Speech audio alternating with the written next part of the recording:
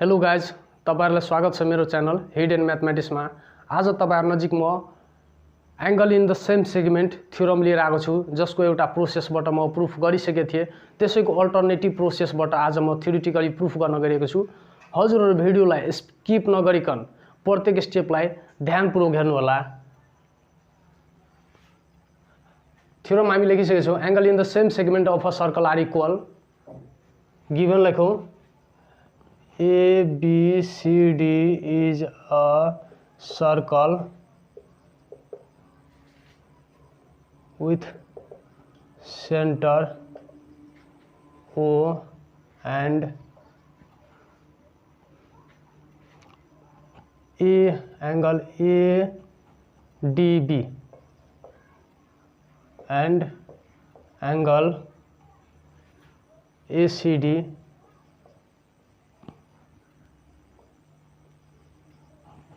ADB र ACB are inscribed angle and angle AOB is central angle. To prove मा भइहाल्छ। To prove angle ADB is equal to angle ACB. Proof statements, reasons.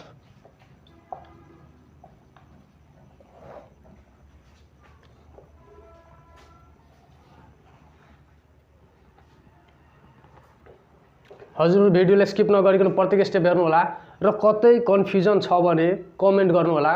म तपाईको कमेन्टबाट हजुरहरुको कन्फ्युजनलाई clear गर्ने छु। Angle AOB is equal to भइहाल्छ twice of angle ADB। Reason भइहाल्छ being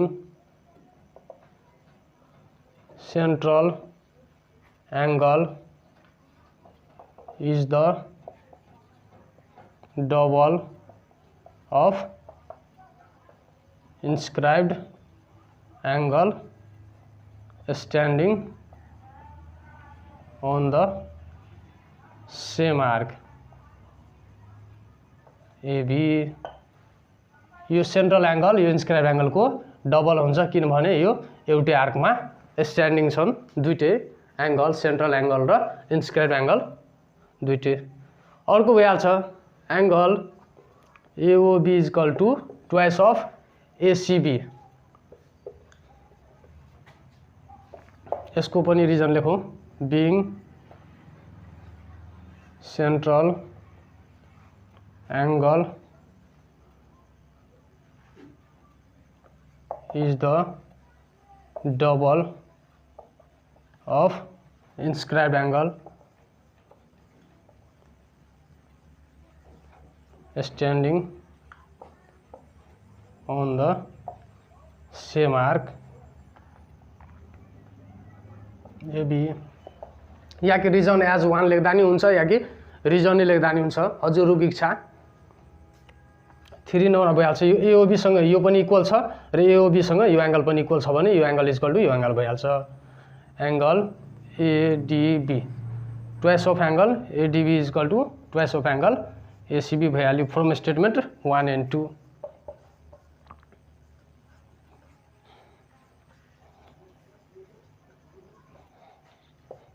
one and two cancel भइहाल्छ। Therefore angle ADB is equal to ACB। हाम्रो theorem prove भयो। हजुरलाई कतै कन्फ्युजन छ भने कमेन्ट गर्नु होला। हजुरहरुको कन्फ्युजन क्लियर गर्नको लागि म अर्को भिडियोमा रिप्लाई दिने छु। हजुरहरूलाई भिडियोबाट केही सहयोग मिलिरहेछ भने मेरो च्यानल हिडन म्याथमेटिक्सलाई लाइक शेयर र सब्स्क्राइब गर्नुहोला र कति कन्फ्युजन छ भने कमेन्ट पनि गर्नुहोला। हस्त धन्यवाद।